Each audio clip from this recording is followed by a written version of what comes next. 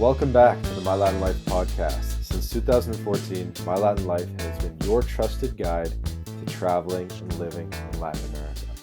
My guest today is Drew Tarvin of drewtarvin.com. He's the CEO of Humor That Works, a leadership development company that teaches professionals how to use humor. He wrote the book, The Skill of Humor, and he's basically like a business consultant. And he gives a lot of conversations talking about business consultancy and his specialty in humor. But fun fact about Drew, he also lives in Panama. Welcome, Drew, to the podcast. Excellent. Well, thank you so much for having me. It is very much a fun fact because you hear lives in Panama, and then you hear this accent, and you're like, that's not Panamanian. No, this is a Midwestern Ohio accent that you hear. But yeah, currently for the past, it's been almost 4 years living in Panama. 4 years. We're recording in 2024. I'm doing the math here. So this was just post the thing. Just post the thing. That's right. October of 2020, the year of the thing, we moved. So my wife works for the UN, and she was working in the New York headquarters. We were both living in New York. That's where we met. We had been dating. We got engaged. So we got engaged in February of 2020 in Sydney, Australia. And we flew back from Australia to New York immediately into the pandemic. Which I joke that, this is someone who I said, I clearly want to spend the rest of my life with you, because I proposed to her.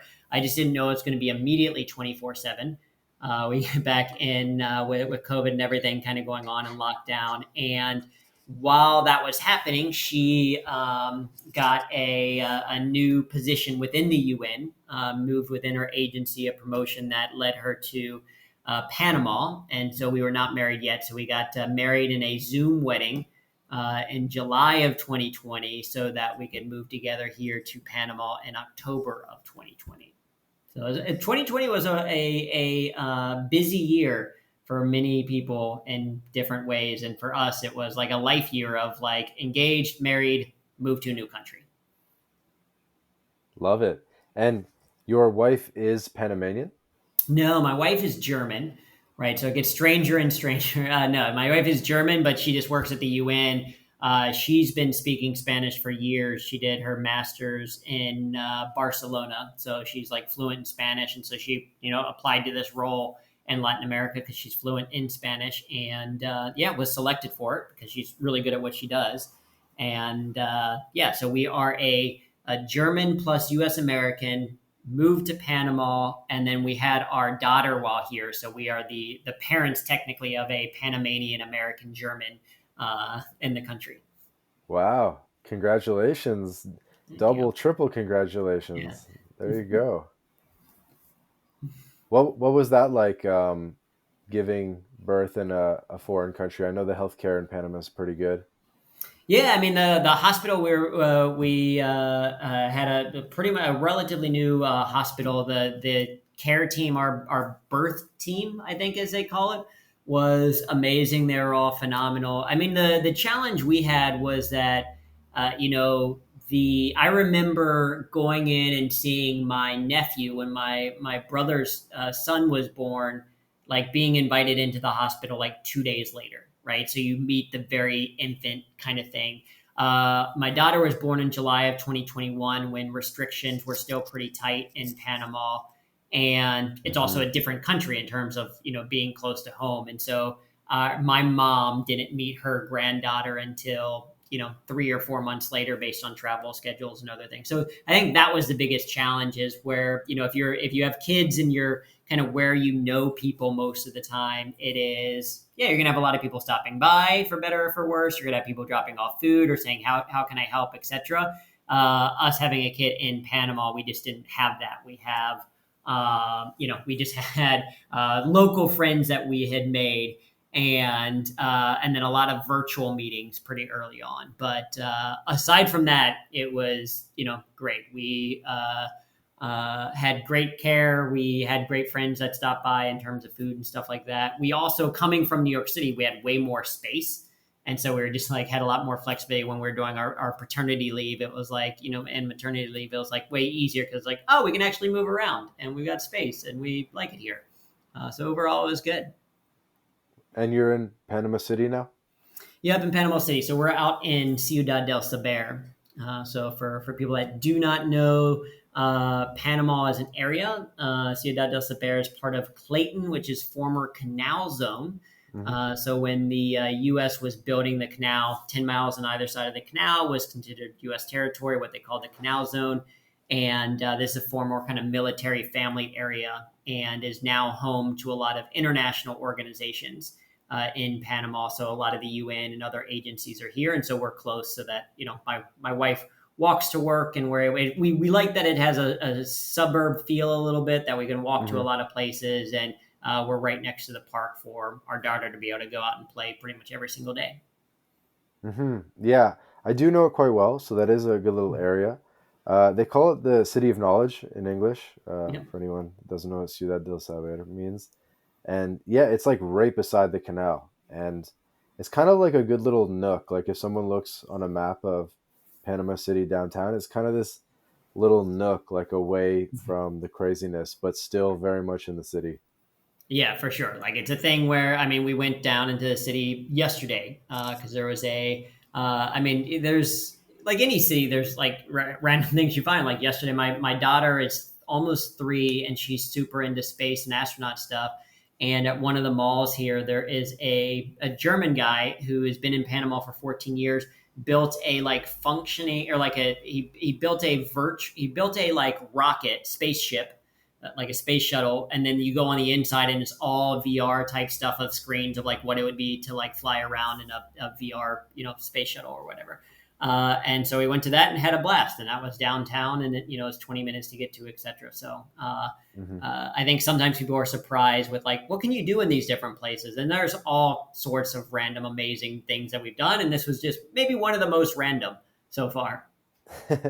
You're actually pretty close too to that big museum, the architectural crazy one. It's called the Biodome or Yeah, the Bio Biomuseo. Yeah, Bio, yeah, Biomuseo or Biomuseo. If again for the more Biomuse. English speakers, yeah, Bio would be the. That's something that I don't know how good your Spanish is. Mine is terrible. But one of the things that I appreciate about Spanish is that the vowels always sound the same, right? So Hmm. a e o u, like an I, what we in the English would say, or in the US would call I, is an E sound. So it's bio. So even though it says bio is what we would say, it's bio museo. Uh-huh. Um, yeah. But yeah, that's a great spot. And that's what we like about the area is that there is quite a bit to do, especially outdoors and nature stuff. And then, yeah, we can pop to a few different places within the city and experience, the fun activities that they have planned.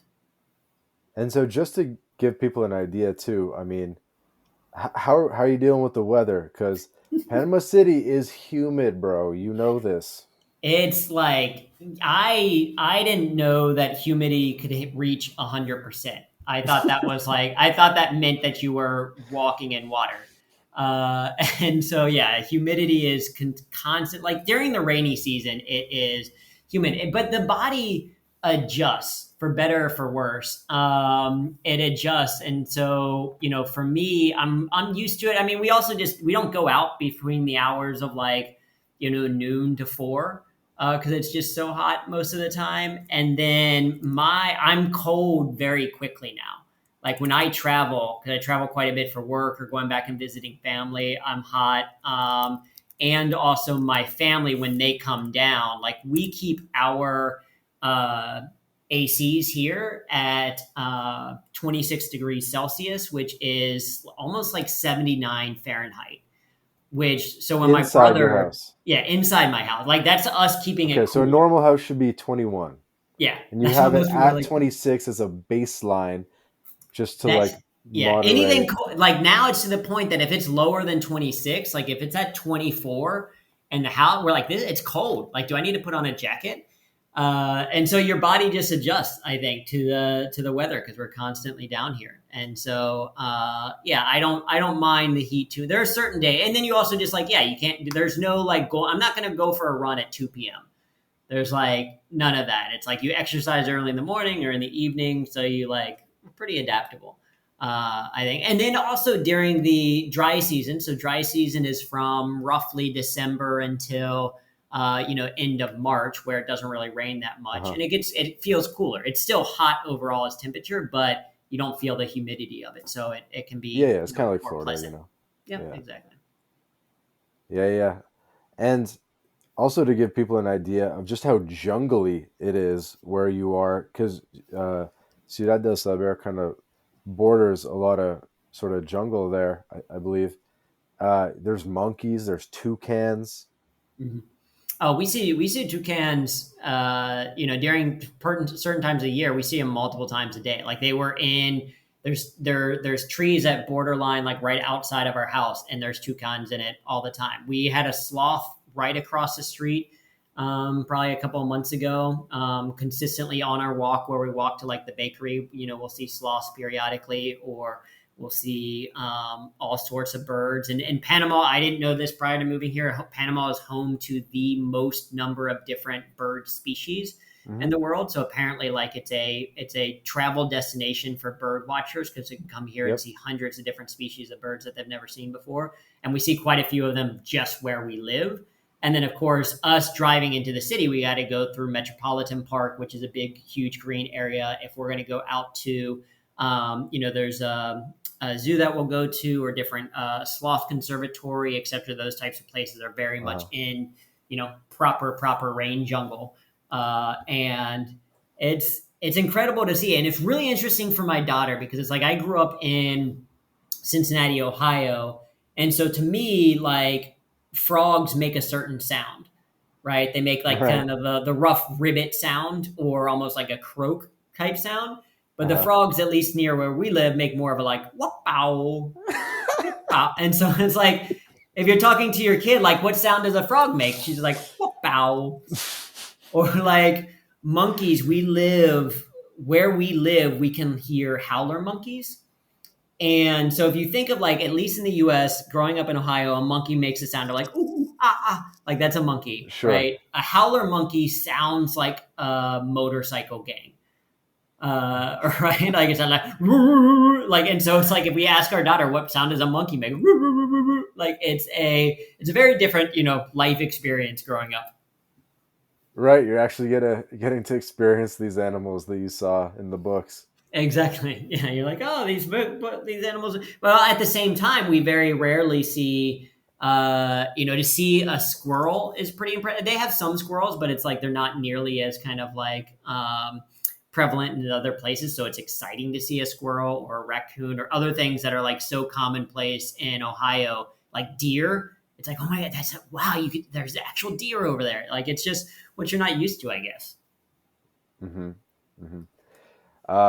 Have you been to Gamboa? We have, yeah. So we have Gamboa is a nice area a little bit further out from Panama City, and it is on the way to the sloth kind of sanctuary that we go to.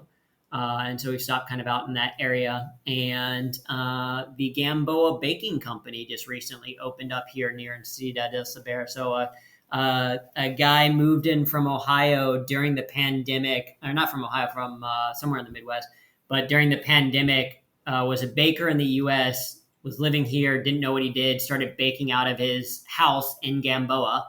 And Hmm. turns out he's a phenomenal baker in terms of like baked goods, but also pizza and other things. And he got so big that they shut him down in Gamboa because he was just like out of his house. He was just doing it as like a thing for neighbors, but it got really, really big.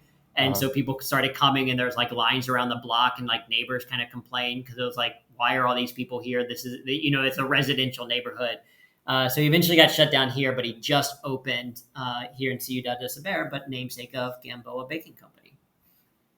That's cool. Okay, I just put a star on this on my Google Maps. Um, yeah, one thing I've kind of noticed being in a tropical environment compared to growing up, in the Great Lakes or whatever, Mhm. is because there's more biodiversity, I've had to attune myself to, like, for example, I can sort of tell the difference between certain bird sounds now. Mhm. I'm not, Yeah. maybe you're at that point too. Um, but like, what a toucan sounds like, and you'd be like, yeah, there's some toucans around here. But maybe what a parakeet sounds like the all green ones or Mhm. something, and you can kind of, what's like in the area.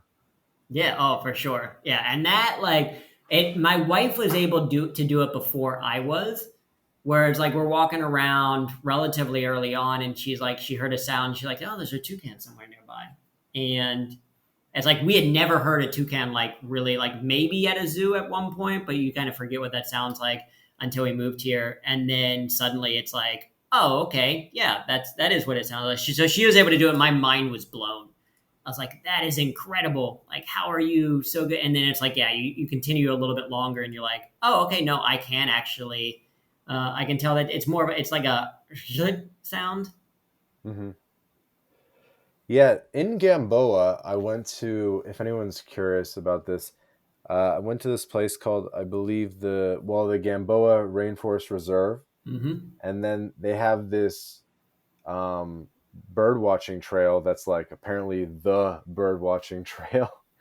And people like, fly, like you said, fly into Panama just to go to this one trail. I'm trying to find it. I think it's the Rainforest Discovery Yeah, Center. so there's the Um, Discovery Center there. There's the very popular area out in that way, something called Pipeline Road, hmm. which Yeah, yeah, yeah. is very popular for people doing bird watching. Which the names I think sometimes are interesting in particularly I guess anywhere you go, but like Pipeline Road was a major pipeline that the U.S. military during World War II were very consistently like watching because like that would have been huge disruption if it had gotten like blown up or whatever because there's a huge pipeline of energy or oil or something like that. But it's just a road.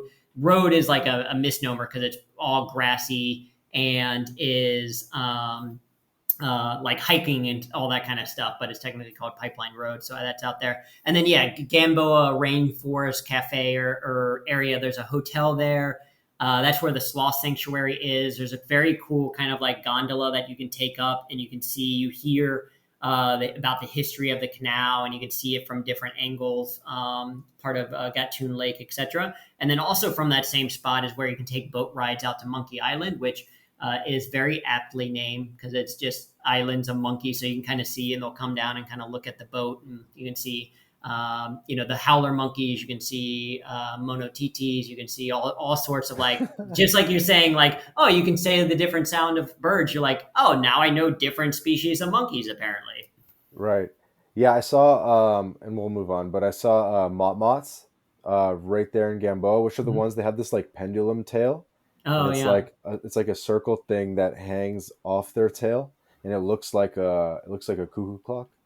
yeah. And I saw some of those there, and they're one of my favorite species. But um, yeah, we gotta mix it up here. So I'm curious, as a business speaker, basically Mhm. working in a foreign country, right? You're basically an Mhm. expat now. Yep. You're making money online, Mhm. seemingly by accident.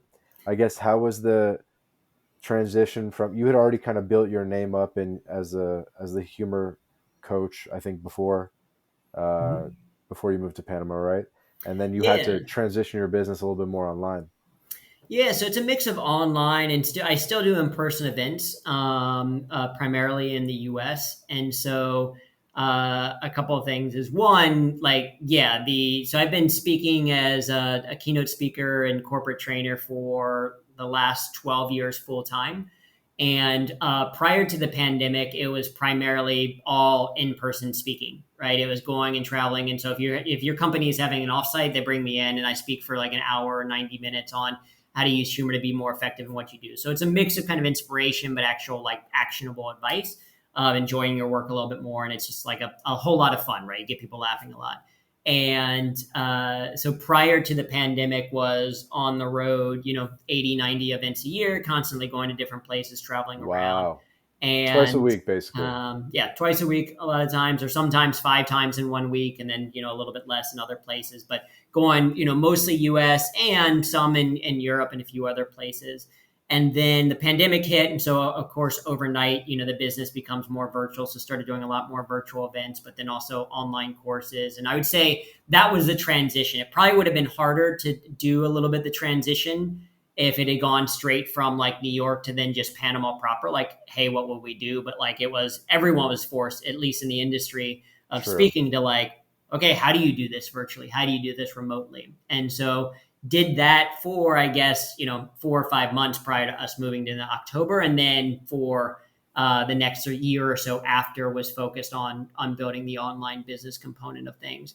That said, though, I will say Panama is probably, aside from maybe Canada, if you have a US based business or have to travel frequently to the US, it's one of the most convenient international destinations you could be in, because there's 10 different cities that have nonstop flights either via Copa, United, or Delta. Yeah. And so like if I'm going to an event, there's very rarely do I have to take, a lot of times I can take only one flight.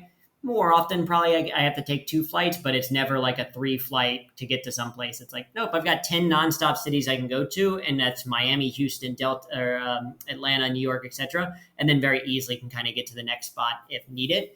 And then the time zone is more convenient. Like if we were in Brazil, you've got to deal with a much further time zone discrepancy between that and the US. Whereas now for US based businesses or US time zone, kind of even like online events that I'm doing, I can do them in proper US time zones easily without adjusting my schedule, because Panama is Eastern Standard Time. Meaning it doesn't change for daylight savings time. So for half of the year, it is the same as East Coast time. And for right now, it's the same as, Central Time. I will say that is one thing that I discovered moving here, is that no one really knows what EST means. Because most people will write, like even right now, they'll write like, let's meet, we're going to do this recording at 3 p.m. EST. And what they mean is probably 3 p.m. Eastern time for what it is like in, say, New York right now, which is technically EDT or Eastern Daylight Time. Because Panama is always EST. It's always Eastern Standard Time. And so sometimes, when I first moved down here, I'd be off by an hour because they put kind of the wrong, time specification. But other than that, very, very kind of convenient. It's also on the US dollar, so no currency exchanges. And, a lot of speakers were like concerned, like, how's the internet there?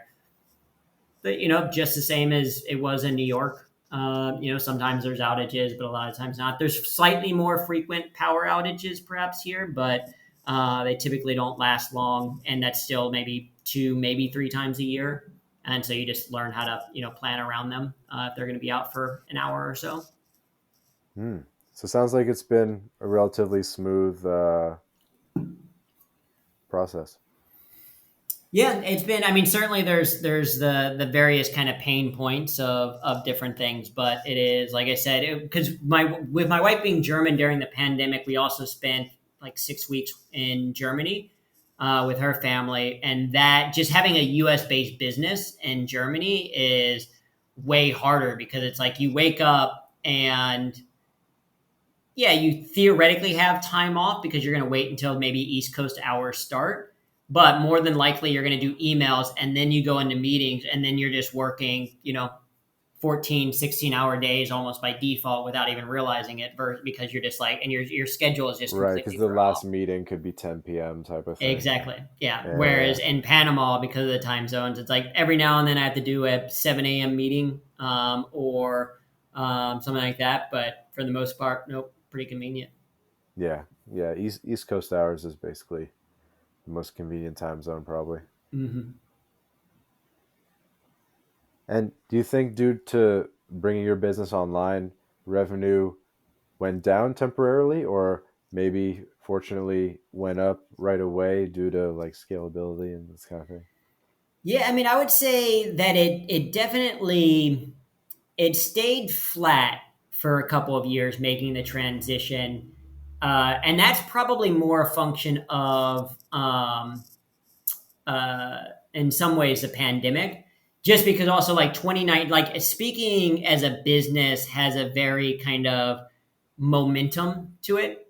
Mm-hmm. Because if you're like, speaking typically leads to more speaking, right? Like if you're good at what you do an event, people watch it, they really enjoy it, and they're like, oh, you should totally speak at this event, and you should go to this one. And so as you speak more and more, you get bigger and bigger. And so like 2017 was a really good year, and then 2018 was even bigger, and then 2019 was even bigger, and then 2020 was going to be my best year kind of on record as an overall speaker.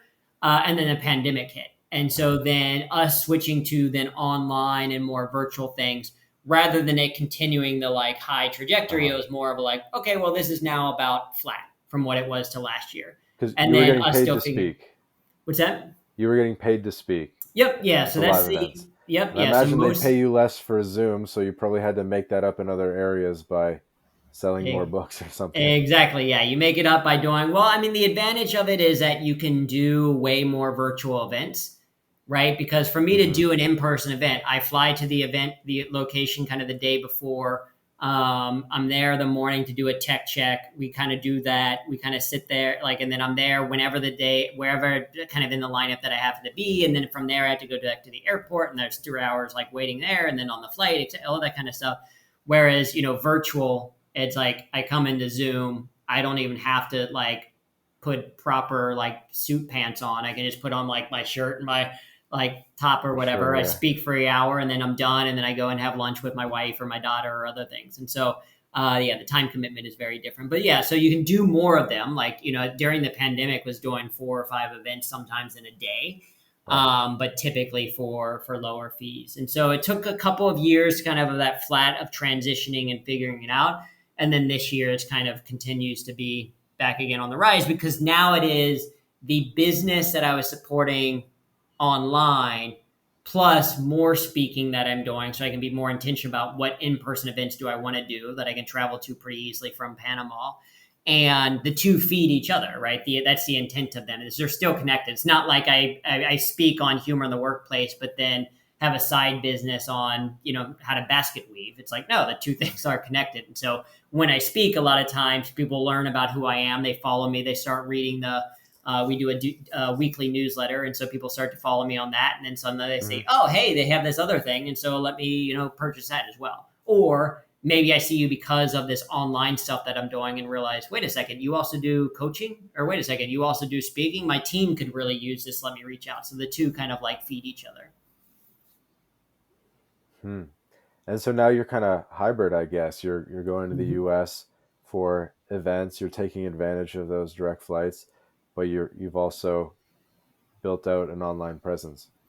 Exactly. And I think that, the part of it is very much to, I think part of, I don't know if wealth is even the right word, but part of it is like the flexibility to, it's about making the decisions that you want, right? Because like if you are so like, you could be making $1 million a year, but if you have to do certain things that you hate doing and you're always on call, etc., to make that million, then it's like that may or may not, depending on your lifestyle goals, may or may not be as valuable as making $500,000 in a year, but having complete flexibility over your schedule and saying what things you want to do versus don't do, and having lower stress related to it, right? It all depends on kind of what your goal or your focus is. And so I think that's been one of the other advantages of building more and more out on the online side is that I have a 3-year-old. I don't want to be gone. I don't want to be on the road 90 times a year like I used to be, just because I don't want to be that absent as a parent. Absolutely. I like, spending time with her and being in Panama, et cetera. And so it's allowing me to be much more kind of intentional of like which events I do and which ones are like, nope, not for me. Or we have other facilitators. That's another way the way that we break it down is what we call OTR or on the road revenue, and then SAH or stay at home revenue. Because I think passive income is a little bit like of a misnomer. Passive income can, take a tremendous amount of work to actually create. So we just have those buckets. And, one aspect of stay at home revenue for me is there's other people that we train to facilitate some of the content. So maybe we're delivering an in-person event, but I'm not the one that's traveling there. I get to still stay at home. Yeah, it's crazy how things change when you start a family, right? And maybe you value more of that remote flexibility. Exactly. And I think for some people, they also like, I don't think a number of speakers, I think, said the same thing of like, we just didn't realize how much we were on the road or how much we were traveling prior to the pandemic. And then when you're suddenly, because you just get used to it, you're like, this is just the thing that I do. I'm just going to be, the highest status in multiple airlines because I'm constantly there, and I'm going to get to know on a first name basis the TSA agents at a specific airport because I'm going there constantly. And you're just like, oh, that's semi normal, right? For most people. And then you stop that a little bit and you're like, oh, wait a minute. Maybe it doesn't have to be quite like that. Hey guys, quick break from the podcast to tell you about job stacking. If you're a remote or hybrid worker looking to maximize your earning potential, then Rolf Haltze, author of Job Stacking, guarantees you'll be able to double your income by implementing his paycheck multiplication layering method. This is the exact system Rolf has used to take his own income and those of many others beyond $20K a month. With this method, Rolf contractually guarantees that you'll be able to double your income in 45 days. So, if you're interested in unleashing your earning potential and doubling your income, then click the link in the description and book a call with Rolf right now.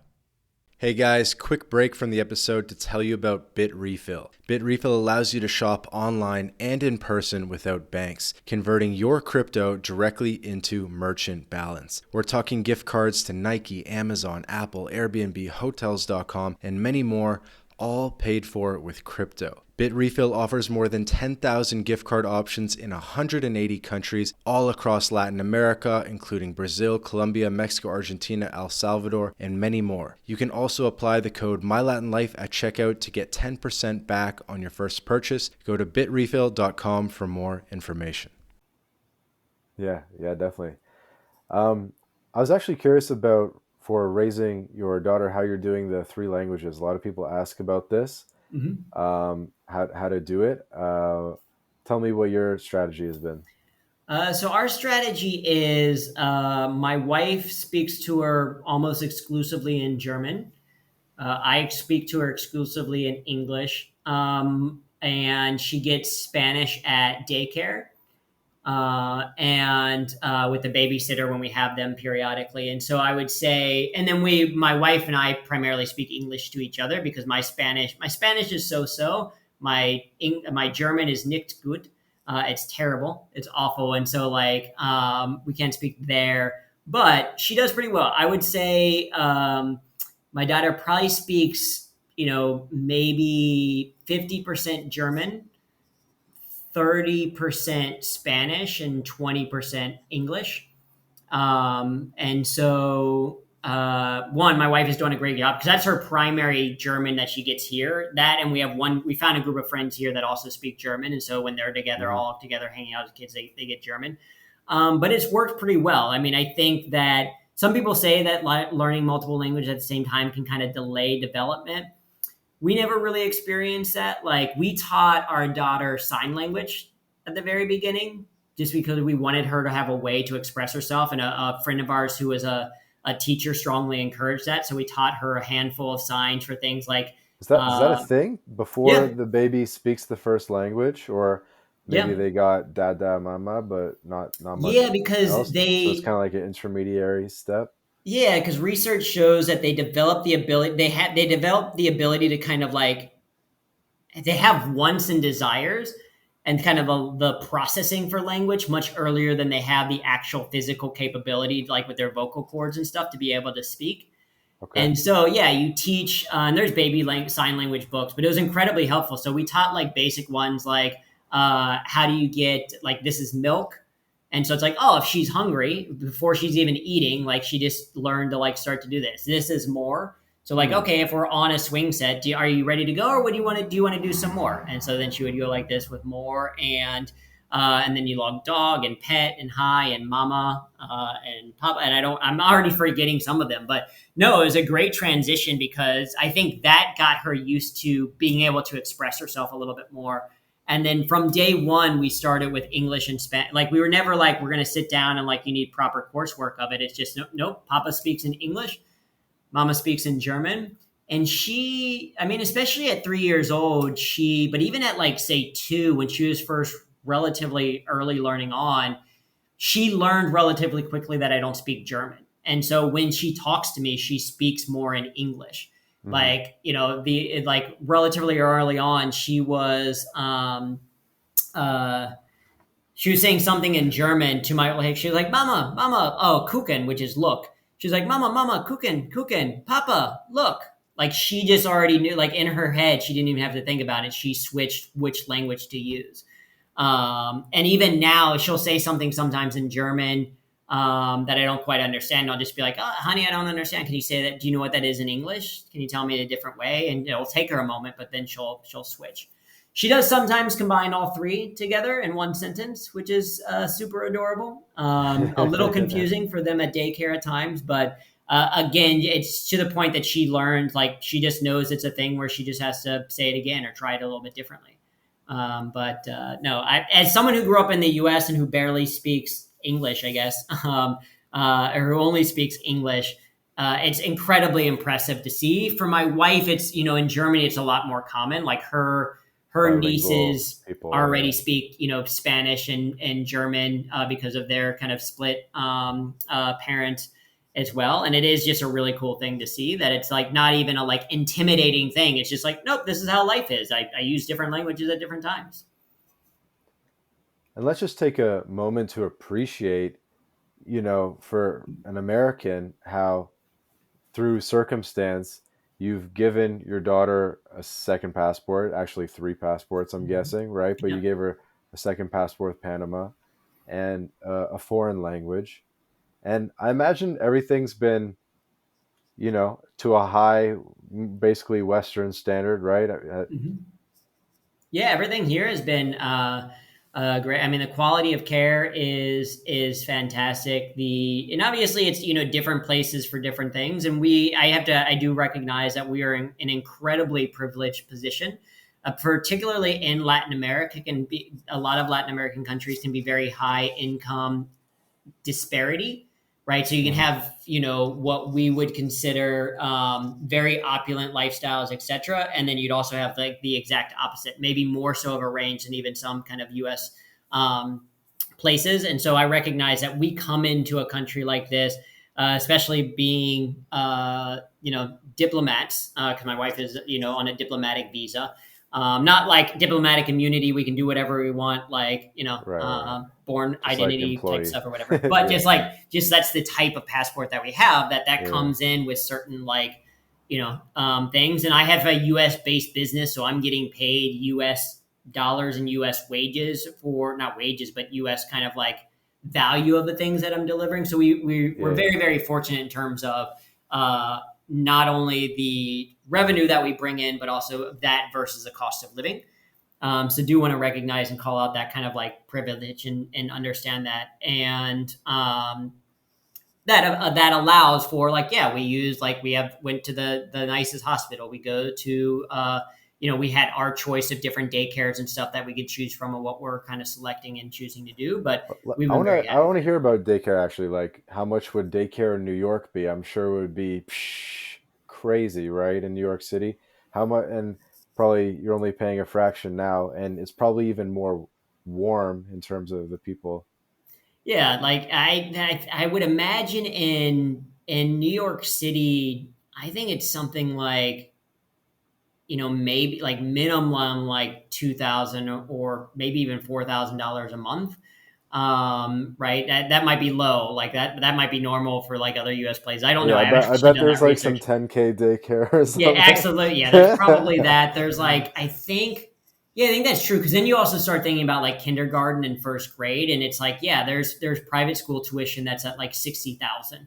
Because we have friends who live here now that are like, they're deciding if they would move back to potentially DC for their work, or do they go somewhere else. And like, we were looking at schools in DC, and it's like $60,000 a year for kindergarten, for these, depending on these schools, that if we want to go to like more an international or private school. Uh-huh. Whereas like here in the US or here in Panama, it's like, it can be still expensive, but it's like 12,000 or something. So it's like one For fifth an the elite cost. private school. That's for like an elite private school in the area. And then yeah, you have a range, of course, across all of those different things. But yeah, those types. There's certain things that are more expensive in Panama. The things that they have to import. So furniture is weirdly expensive. Like, there is a place here that sells IKEA furniture, but it's like all imported, so it's all double the cost of IKEA. So if you used to like, I'm going to go get a $50 like bookshelf, it's like at least 100 or 200. You're like, I'm no longer sure if that's worth it for this amount because it's like, yeah. And electronics are more expensive just because they have taxes and things on it. Like if you're going to buy an iPhone or something, can be more expensive. And then there's things that are a lot cheaper. So groceries are a lot cheaper than at least certainly in New York. So groceries are a lot cheaper. Professional services tend to be cheaper. Ubers are like $5 no matter where Yep. you want to go in the city almost.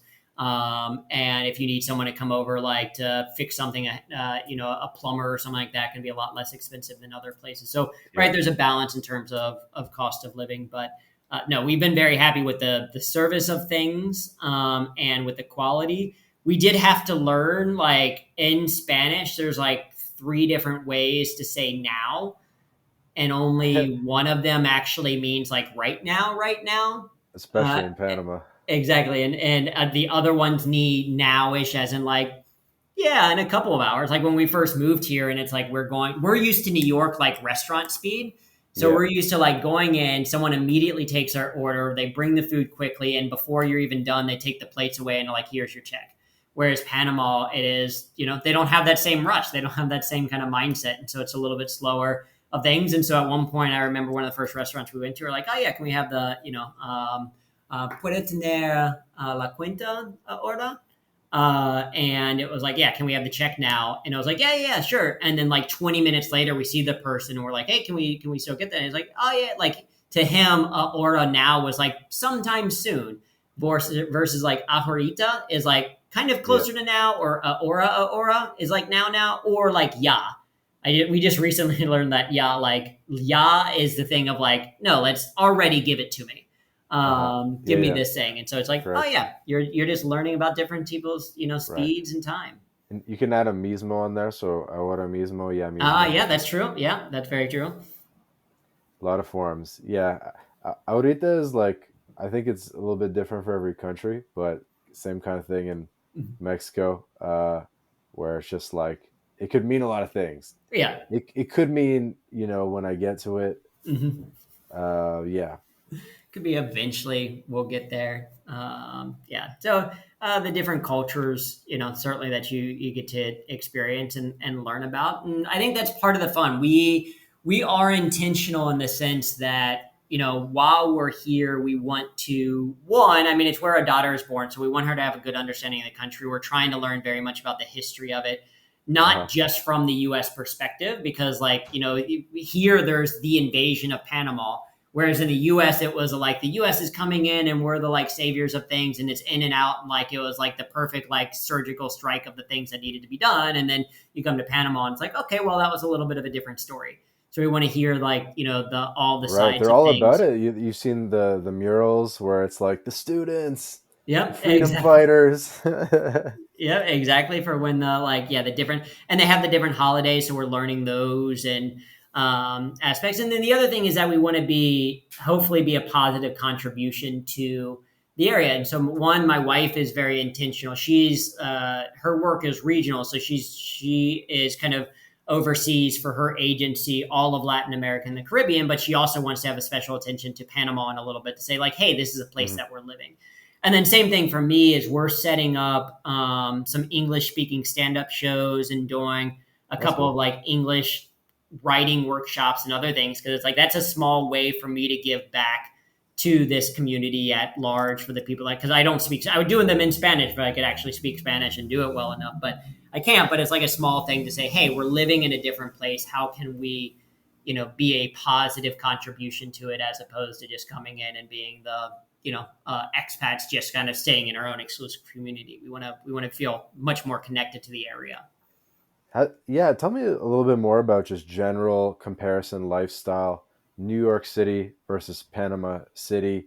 We've talked a little bit about slower pace of life Mm-hmm. and the humidity, but I imagine just you've probably changed as well. Maybe you've slowed down, and Mm-hmm. but you still spend time in the U.S. and kind of how you think about the cultural and lifestyle differences. Yeah, I mean, I would say it's Panama is perfect right now for our life stage, right? Like I think we would probably be a little bit antsy, but we also wouldn't live out in Ciudad de Saber if we were, if we were still just engaged together and it was just my wife and I, right? We would probably be in a different spot of the city trying to do more. Or we'd probably be, the other nice thing about Panama, it is that it's a hub to the rest of Latin America. And so if you want to be like, oh, I want to not only experience one country, but a lot of other regions, between Copa and Avianca, et cetera, the airplane, like the flights and stuff, they're all great to get to. Or even like within Panama, they have some of the like top destinations in the world to go to for beaches and things like that, whether it's San Blas or Bocas or other places that it's like, we would probably be doing those things a lot more if we were at a different life stage. But for our life stage now of having a 3-year-old, we love that we live right across from a park. And we go back to New York many times for either my work or my wife's work. And our daughter loves it there. But it is a very different lifestyle of like, if you want to go outside and it's the winter, like it is a process. Like we didn't know what it was like to get a toddler dressed for winter gear for a while because we hadn't been here. Like we're used to like, oh, you could like, she could go out in a diaper if she wanted to. Like it's warm enough that she could be completely naked. Not that we're going to do that, but it's like we can be out the door quick there here, where like is in New York, it's like much more of a process. And then, if you're living in the city, then it's like you've either got to do the walk down or you got to take an elevator down or whatever. And you got to walk to a park to get to find some type of greenery, etc. It's like, no, we're right here. So I would say our life for families, especially where we're here in Ciudad de Saber, there's a lot of other expats and a lot of other families. So our friends that we've made are also friends of toddlers. So, we've got really good friends here, really good families that we like. It's easy in an afternoon to be like, what should we do today? Oh, we're going to go to someone's pool.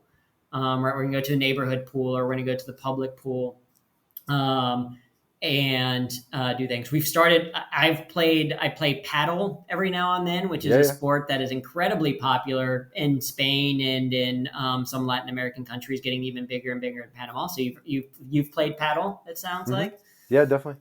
So it's tennis. It's a mix of tennis plus racquetball, I guess. It is more athletic than pickleball for the U.S. folks that play pickleball. It's a little bit like pickleball, but you throw in a wall that you can hit things off of and a faster moving ball. So you do those types of things. And I would say a big difference between, say, New York and Panama, in some ways it reminds me a little bit of how I was in Cincinnati. Because I started my career, I grew up in Cincinnati, started my career at Procter & Gamble in Cincinnati, Ohio, and then moved with P&G to New York. And a lot of people from the small New York office had to start flying and moving to Cincinnati, the global headquarters. And what I would say about Cincinnati is somewhat true about Panama in the sense that like a lot of the things that you want to do in New York City, you can do in a place like Cincinnati or you can do in a place like Panama, but it's going to be maybe only for a brief period of time each year. Or it's only going to be in certain regions at certain times. Whereas like New York, it's like if you want to see a Broadway play any night of the week, you can go and see hundreds of them. Here, it's like you can see good theater, but it's only when it's kind of traveling through. So it's not like a random Tuesday that you're going to be able to go and see a show. Or same thing with stand-up comedy. Like in Spanish, they have stand-up comedians come through. That's why we're establishing an English stand-up show down here for it to be like, hey, here's a semi-regular event that you're going to have. It's not the same as going to the Comedy Cellar every single night, but it is something. Yeah, we've had some podcast guests, by the way, who do English language stand-up comedy in Playa del Carmen and in Mexico City. Oh, amazing. Yeah. That's fantastic. I'm going to have to go back and listen to those and connect with those people. Because I think that's it's a cool thing to kind of be able to set up. I think stand-up is a really interesting when traveling. Seeing comedy shows is a great way to kind of get a sense of the culture or what. Right, it's very unique, especially if it's in English, because they'll probably be playing off like the whole expat thing. Expat things, but then also you get a sense of like what are the dynamics, what are people talking about? Like I did a stand-up show in Ecuador, and it was really kind of just interesting and fun to see what are the other comedians talking about, or what are they getting people to laugh at, or what is the audience resonating with. Same thing here, kind of in Panama and different places. So you can see those different types of cool shows. It just takes a little bit of time, or it takes a little bit of planning, where it's maybe like once a year stuff. And then restaurants, there's a number of phenomenal restaurants here. Like we still haven't gone to all the ones that we want to, where it is. And there's a couple of good restaurant groups where you find out like, oh, okay, this place owns this restaurant plus these other two. Well, we know these other two are going to be like really good. And so it took us a while just as new parents and adapting and finding a babysitter that we liked, et cetera. But now my wife and I do, date night once a week, and we're going to these different restaurants when a new place opens up, or a place that we haven't been to, or a place that we haven't been to in like 2 years or whatever, we go back to. Really good food, obviously really good fish based on its location, but also really good, style of other types of food, because it also attracts a number of expats. It attracts, great chefs, both locally and then from international places. Different It's a place some people want to retire to. And they're like, yeah. all right, well, I'll set up the thing that I was already good at. So let me do that here. And now you have a really cool restaurant to go to. Yeah. So you like patacones now? I do. I mean, you kind of have to. That you get it with pretty much everything. Every Panamanian thing, you get a little fried plantain, which is pretty good. And then, plantain, just like with a roast de la cubana, is an amazing food. So anything plantain. I will say I appreciate fruit much more moving here. Yes. Because it tastes so much better. Right? It's way more ripe. Like pineapple is just so much sweeter here. Mango, of course. Like I haven't quite done. I still have I grew up with the kind of mindset of like, my mom was the type of person that was, you have to get everything cooked well done, and you got to be really careful about what you eat. Very like conscious of like the safety of things. Like don't eat, raw cookie dough because you could get salmonella, that kind of like, so very like that. But my wife doesn't have that kind of same like, hesitancy. So it's like, there's mango trees on her walk to work. And so when it's in season, you can pick a mango from the tree or whatever and eat it on your way into the office. And it's like ripe and delicious. And how beautiful that you're getting to teach your daughter like that. That's where food comes from, right? Oh, And for sure. maybe you notice like the chicken soup down in Panama might actually have a claw in it or something, Yeah. Whereas, when you're in the US, especially New York City, it's just, you think chicken like comes wrapped in styrofoam and that's like the way it is. And Yeah, that's just how it appears, you think right? tomatoes are supposed to come in like a plastic box or something. But it's just so much more natural down there. And same thing, like I like mess with buddies that I know aren't super familiar with Latin America. Is like, I'll be like, they'll come visit or whatever, and I'll be like, dude, grab that orange off that tree. And they'll be like, what? Like, is that safe? It's like, why would it not be safe, bro? It's like, right off the trees or like pesticides? And they're like, dude, just eat the orange, you know what I mean? You're like, you think out in this park they come out and spray pesticides like they do in a farm? Like, no, it's a park. You can take it. And yeah, it is beautiful. So she loves it. The mangoes near us have been like, they've just started to bloom. And so my daughter is very excited for when they're going to be ready. They're just not, she's just like today. And it's like, no, they got to get bigger and bigger. So it's still going to be a little bit of time, but yeah, so she's very excited. There's also some incredible natural markets here. So there's a place called Merca, which is not too far, and it's like where they bring in the fruit. Where the farmers drop everything. Exactly. Like, yeah, it's like a farmer. It's like Mercado. A massive farmers market, like a mercado that like, yeah. Then it's like you go and what I like is similarly like, in a place like New York, there might be so many people or so much turnover that it's kind of hectic or that people are very impatient, but the people there are incredible with my daughter. Like she goes around and they're excited to see her. They remember her. They know what food she likes. They have no problem with her. Like if we're going to buy some strawberries, like they give her strawberries to like start eating right away. Yep. They take, what should be a, 10-second process of weighing how much like food we have. They let her take it out of the basket and put it onto the weight and see, and they explain it to her in Spanish and all like, so it's like a very, there's a, kind of familial culture of like raising kids or community and stuff that we really, really like. It surprised us at first, like the number of people, and apparently this still happens in the US, like the number of people that would just come up and touch my wife's belly when she was pregnant was like like people we did not know, have never seen before. By at the same time of saying hello, their hand is out to like touch her stomach. Which is like, you got to get used to, and we got to figure out our own, like, we had our own boundaries of like, all right, yeah. But there is that feeling of like, yeah, hey, all family people are excited. People are always very welcoming and um, understanding, and so we do enjoy that aspect of it. Yeah, and just think about, um, well, yeah, getting used to the kiss on the cheek and all that stuff, especially for a Yep. German, I'm sure took some adaptation.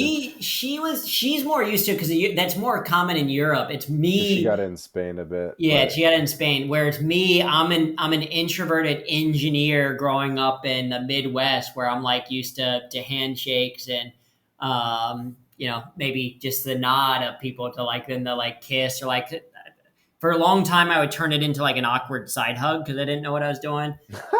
I still don't know in which. Panama, the Yeah, side hug in Panama. yeah, exactly. Like it's like yeah. I don't know. There's something about I. I went to a place recently, and it was going to be a comedy show, and I messaged him beforehand, like, "Hey, I'm going to check this out. I only speak English or whatever, but I want to see it or whatever." And like, I walked up before I could say anything. They knew my name and who I was, and they like spoke to me only in English, like right away to English. And I was like, "Let me ask you, how did you know I didn't speak Spanish? How do you?" They're like, "There's something about the way you walk." And a different person told me it's because I have like a slight fear in my eyes when I like have to start to speak Spanish. And so I think people pick up on it that I'm just like an awkward, gringo, as they would say, and they just Yeah, yeah, are, yeah. So accepting of it. Panama, for people that don't know, I mean, it kind of depends the what group of people there, but it's very like kind of Caribbean influenced. Like Mm-hmm. it's kind of got a bit of like Dominican Caribbean type of vibe where people can be like really friendly type stuff. Mm-hmm. Yeah. Yeah. Yeah, and it's like yeah, which can very much enjoy, and just like depending on the region as well, like or which like venue you go into or place or whatever, they can also be very kind of the like short and kind of like curt type of responses of things like that. But for the most part, I found it to be a very friendly. I was surprised, like talking to some people. Some people, when I came down here, they're like, "Oh, it'll be easy because like everyone speaks English down there," and that's not at all the case. Like, there's Uh-huh. quite a bit of Spanish only, but if you can be like, even in my broken conversational Spanish, I've never had like too much of an issue. In almost any place that I've gone to, there's been someone that speaks English, like if needed. Where it's like if we're struggling so much that we can't communicate, they're like able to get someone to come over and be like, "Help me." Or even more and more now Google Translate. I've had conversations back and forth with like Hmm. plumbers and other people where it's just one of us says something into Google Translate, it's reads it out, spits it out, and then the other person responds back and forth, and you're like, all right, yeah, we covered what we needed to cover.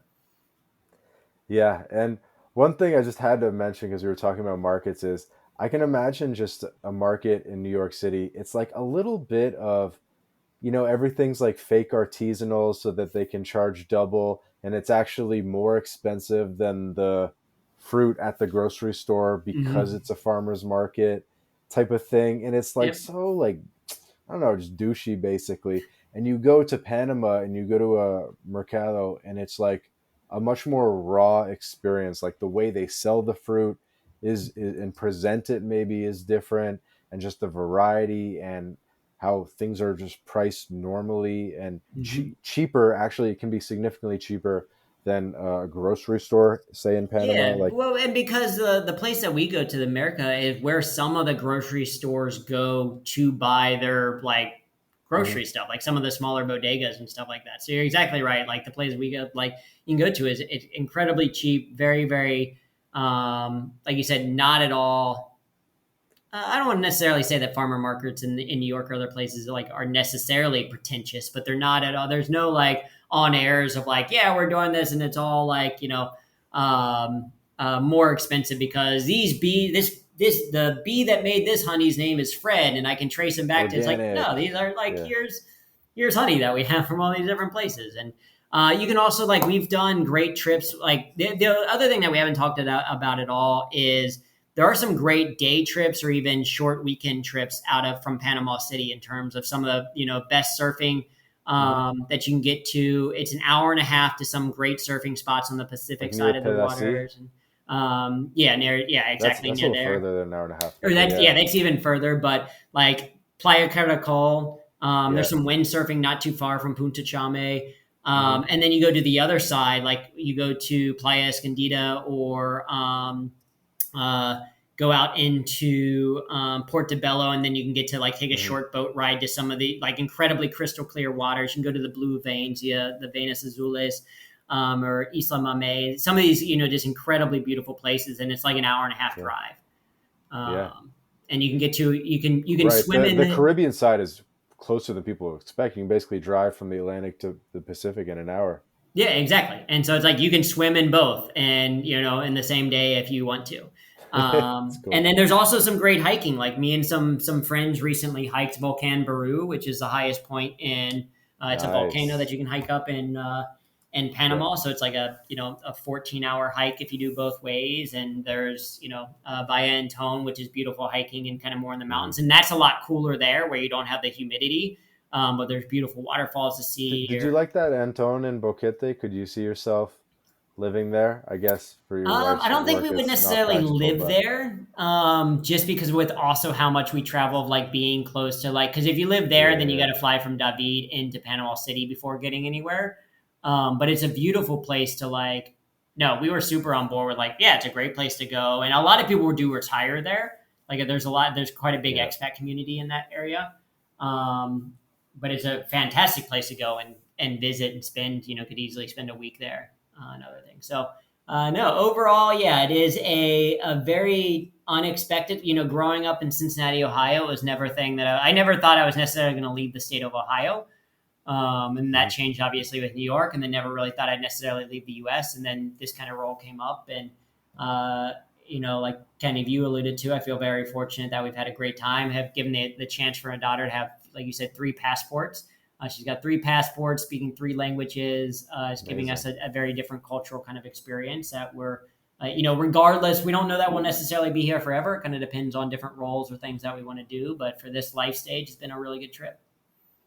And one question I always like to ask people as we get to wrapping up is, have you had any reverse culture shock where you kind of prefer maybe the way things are done in Panama and you go back to the US and you're like you, you know, Yeah, yeah, no, that's a great perspective because traveling does help you kind of have these revelations kind of about the rest of where you came from. what you took I for would granted say was maybe the only way of doing things, right? exactly like yeah, you Yeah. like just assume that this is the case. I mean, I think the markets are one great example of that. Of like never really went to a whole lot of farmer markets or things before, but it's like for that to be a nicer experience, I think is something that I think about. I would say uh, the family that family feel of like raising even just with like friends because we're expats and because it's like kind of a group or because we all have kids about the same age and maybe it's because of the Panamanian kind of culture or style or Latin American style culture, just that like the joint raising of kids. So like when all of our kids are hanging out, there's no qualms about like there's no like necessarily, hey, can you take and watch them for a bit? It's like everyone assumes kind of like, oh, hey, you're over there, I'll watch the kids for now or whatever. And we have no problem being like, hey, don't jump on that. And the kids have no problems with us as other people's parents doing those types of things. So very much appreciate that. And the like I said, for this stage of life, the pace is nice. Like we go back to New York and we have that feeling. Not necessarily. I never really think of New Yorkers necessarily as rude. They're just in a hurry and they don't care about you. And so going back to New York, it is always a little bit of a reminder of like, oh yeah, it doesn't always have to be that way. It can be nice for things to be a little bit more patient about things. Super cool. One thing I kind of had to ask, uh, feel free to answer as much as you're comfortable, but just because we're all about second passports and stuff, and the Panama passport is a very like mysterious one where you've probably heard by this point that for residents, even when you qualify, like you hit the 5 years, they're a bit stingy about issuing passports and naturalizing people as Panamanians. Maybe you've heard that. I haven't heard too much. I mean, I think that may be true. I know that it is at least for at least a little bit longer. It's still a relatively, I mean, relatively being in quotations in terms of easy visa to get. and then longer term residence of like it's a hey a minimum investment of certain amounts or amounts of work that you're generating, etc. They do want to like they are Right. trying to encourage that. As far as the actual passport goes, I'm not entirely sure because Yeah, we because you haven't haven't really gone through looked that into it. yet. But so, and my question was going to be for your daughter, and after she was born, was it pretty straightforward to get her Panamanian passport?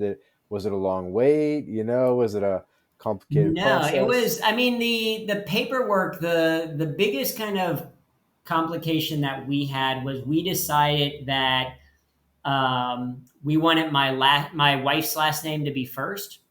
So right in Latin American culture, it's very common for you to have two last names, or Uh-huh. even in Spanish culture as well. Whereas in the U.S., I feel like it's a little bit less common. Right. And the first last name is technically like the like main last name, and then you can add. So a The lot of male times last it's name, the yeah. the man's Yeah. last name, the And then the father's last woman's. name, and then the mother's last name after it. We wanted to switch that just because one like for kind of like that power, and then two also just based on family dynamics, we already have my last name is going to continue on because my older brother already had a son who's going to keep his name, etc. Whereas my wife, all of her, she has two other sisters. Her two sisters, their kids are already the name of the parent. So she is like, if we want her last surname to kind of continue to survive, like we need to switch this. So we did that. That took 3 different trips to Tribunal Electoral, which is like the ministry Hmm. building for like Yeah, I'm name changes, surprised they let you etc. do that. Like, not everywhere in Latin Yeah, not America only would let you everywhere do where that. we were able to get it done, but like I had to give like they had to like, are you sure you wanted to do this? We need your fingerprint proof that it's you, kind of saying that you do want to do this, etc. We need your signature on like 800 forms. That Hmm. process took longer than the passport. It did take multiple trips, and there are people here who kind of specialize in that kind of like the paperwork stuff can be a little Uh-huh. bit annoying, but it wasn't a hard thing to do. It was just a like, okay, we got to go through more steps, but it was probably just as much steps to get her German passport from the German embassy here in Panama in terms of the like to get it. But no, so With right away difficult. there was no issue. So it Okay. was like it's birthright kind of citizenship for her. So she was born here, Right. so she's Panamanian. She was Right. born to a U.S. American, so she is American, and she was born to a German, so she is a German. So Uh-huh. all three of those. So she already has all 3 passports. She has them as of like I think her first passport picture, the smallest one I think is her Panamanian one. I think we got that first, and that's as of like almost like 6 weeks or something like that. It's very strange because it's Okay. it's it's valid for like 5 years, which Really? is weird because Wow. it's like her A before I had to get it baby. renewed. Yeah, it's like a And it's one an month old infant baby. baby. You're like, this doesn't look anything like she looks now, even at Yeah, 3. yeah, Like, yeah. I don't know how you're like the picture is going to be the same, but In a lot of it's countries, quite it's only adorable. valid for 2 or 3 years, the first passport Oh, uh, okay. after birth. Yeah. Yeah, I'm familiar with it because we have a lot of clients, for example, that have asked if they can do one last name in Latin America and only have the male last name and not have the Mhm. double last name, Yeah. because then to ensure that the documents are consistent, right? Because then on your US passport, what did you do with the two last names? Did you do it as two last She, names, or yeah. or as two middle names? No, 2 last names. So the good news is both Germany and the US, like Germany in particular, doesn't typically do that. And you typically can't put the woman's last name first or the mom's last name first, but they recognize whatever you do in the country that they were born. And so because Panama allowed it, the US and Germany both have it as the same. So hers is the same across all 3, but it's because Yeah. it started with Panama. Going the Okay. other direction, right? If you're a U.S. American and you wanted to do some of these things with the passport, otherwise, etc., getting in Panama, that I know less about and might be a little bit harder. But because she Hmm. was born here, we had a lot more flexibility. Yeah, just for the audience, this is something you need to think about because consistency of the documents is honestly pretty important. Or if Mhm. you're not making them consistent, that needs to be like a active decision for them to be Yeah, inconsistent. But know that there's kind of pros and cons, right? Because if your documents are different in different countries, sometimes like when later in life when you have to get things done and you're using one Mhm. proof from one country for the other country, then maybe you have to prove that you're one in the same person with, and it's like this whole issue, right? So Yeah. consistency is something people need to think about. And I've seen people denied at the entry of something because their name said, so for example, my full name is Andrew, but a lot of times I go by Drew. And if Drew Right. was on my passport, but my ticket, or if Andrew's on my passport, but Drew is on my plane ticket, there are people I've seen before at the airport get turned away where it's like, no. And more so than any other country, here's one other difference with Panama is they really want your signature to Mhm. look exactly like it is on the passport. So if you Yeah. go so a lot of times we have to sign international, which I think is good. Like if my wife is traveling alone with my daughter, if I'm traveling alone with my daughter to go back to the U.S. for something, and it's just one of us, you have to Uh-huh. sign a child A waiver, and they a actually care consent that form. it's like to the letter perfect copy of Exactly the the same. Where signature. there's been multiple times where like I've signed it just kind of like willy nilly or whatever, and they're like, nope, this doesn't match, and so then I have to go back and do it again. Where it's like, how did Yeah. I write that again? Why did I ever like? Yeah, I always have to open my passport book and be like, what does my signature even look like? Because it's something I only started to come across in Latin America where they're like sticklers about it. Yeah. It's a funny little one. Yeah, it's a good observation. So we'll get to wrapping up. Uh, that's actually great to hear that they issued the Panamanian passport basically like immediately for Mhm. the baby. So that's great because a lot of people do ask us about birth tourism. But anyway, going to more high level perspective. Andrew, thank you for opening up and talking to us about life in Panama and this incredible turn and experience and opportunity in your life. And I guess talking about something different than you normally talk about in your business and speaking engagements. Yeah, absolutely. No, I really enjoyed it. So often talking about the skill of humor on other podcasts and other things, and so wonderful to get a chance to talk about the world kind of around that still ultimately supports it in some way. But no, I really enjoyed the conversation, and it gave me it was very nice to get the chance to reflect on this beautiful country that we've been living in for almost 4 years at this point, and for however much longer as well, and a nice little reflection piece of the beauty that it has. Absolutely. So your website is drewtarvin.com if people want to book you for a keynote or get in touch with you. Obviously, all the links will be in the show notes. Do you want to share any final message with the audience? Maybe shout out some of the stuff you have going on? Yeah, I mean, so yeah, drewtarvin.com to learn more about me and some of the speaking that we do. If you're interested just in the subject of humor in the workplace, we also have a website, humorthatworks.com, with a bunch of free resources and other things on there. That's a big focus, obviously, of what we work on. If you're thinking about coming to Panama, certainly hit me up, and we'll probably be doing, like I said, we're going to be doing some somewhat consistent English speaking stand up shows here, where I imagine some of the material that we'll be talking about will be local Panamanian things plus general cultural stuff. And I'm doing a lot of material now about the difficulties of learning a new language. So that's a whole lot of fun to check out. Mm-hmm. If you want to connect with me, I'm on pretty much all social media at Drew Tarvin. So you can reach me on LinkedIn, Instagram, etc. To answer questions or just to connect or share more. And yeah, if you follow me there, that's where you'll see the pictures. We periodically are posting the beautiful pictures of the different beaches and things that we go to from Panama, so you can get a sense of what the place looks like. Perfect. So this has been another episode of the My Latin Life podcast. Wherever you're listening to this, YouTube, X, Spotify, Apple Podcasts, be sure to subscribe. We're dropping 2 episodes a week with tons of great guests. Like, comment, all that good stuff. Check the show notes, join our groups, newsletter, mailing list, community, all that good stuff. Thank you again to Drew for doing this, drewtarvin.com. Thank you to the audience for listening. Bye for now. This episode of the My Latin Life podcast is brought to you in part by BitRefill. BitRefill is the best way to spend your crypto in Latin America. Purchase gift cards or mobile refills from more than 3,500 brands in 186 countries instantly, safely, and privately. Visit bitrefill.com for more information. This episode of the My Latin Life podcast is brought to you in part by Job Stacking. Introducing Rolf Haltze's Paycheck Multiplication Layering Method, a revolutionary approach that redefines the traditional career path. This is Rolf's new Done With You program, where he'll work with you to implement job stacking for yourself. With this method, Rolf contractually guarantees that you'll be able to double your income in 45 days. So, are you ready to step out of the shadows of job insecurity and step into a world of career abundance? Then just click the link in the description of this episode, book a call with Rolf, and start walking the path of unleashing your earning potential with job stacking.